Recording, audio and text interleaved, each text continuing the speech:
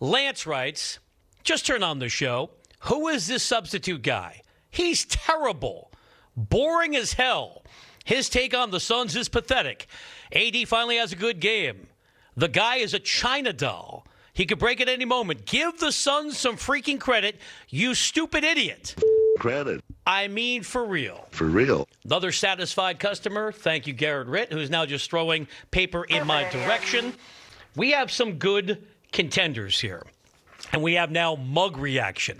So I got to make sure that I do a better job of clock management here. I'm like Jim Morris Sr., and the Saints are going to miss the playoffs again. Another contemporary reference.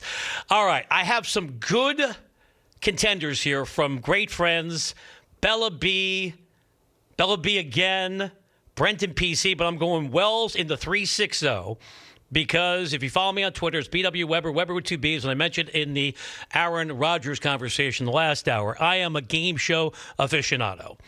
Would you ever want to host a game show? If so, which one? Thanks.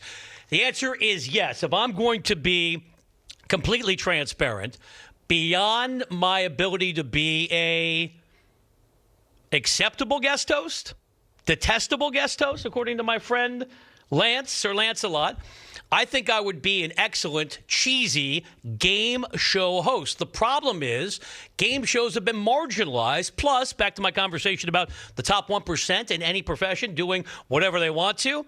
Does Michael Strahan need another job? Does Alec Baldwin need the money? I love Elizabeth Banks. Very talented. She need to be on Pressure Luck? Why did they do it? I'll steal from Jim. Why does anyone do anything? Because they can.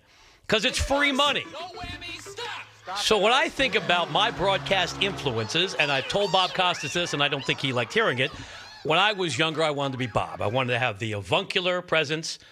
Occasionally, I'll throw a big word your way. That leads me to be boring as hell, according to some people. The other side of the spectrum was, and I'm definitely on the spectrum today, Mean Gene Okerlund, the best stickman interviewer in the history of professional wrestling. And if I'm going to throw in another influence, I'm going to go with a guy like Jim Perry. So to answer your question, and I'm going second tier beyond the names you know as game show hosts, Trebek, Sajak, I'm going old school.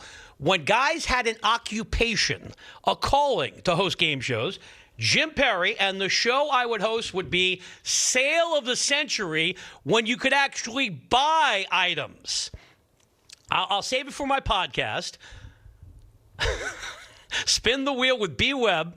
It's available on Audacity.com. But if I could jump in the hot tub time machine, I'm hosting an old school show with the great Summer Bartholomew, who was the Vanna White of that program. I have more. Here's a nice long one from JC in Frisco.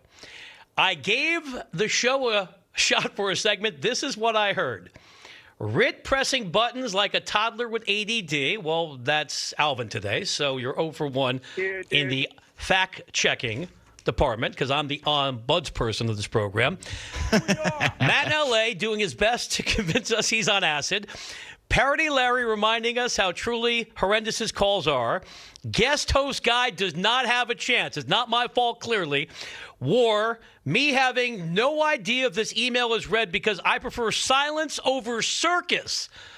Whoa. We have Oscar Wilde in the jungle? That was a nice turn of phrase.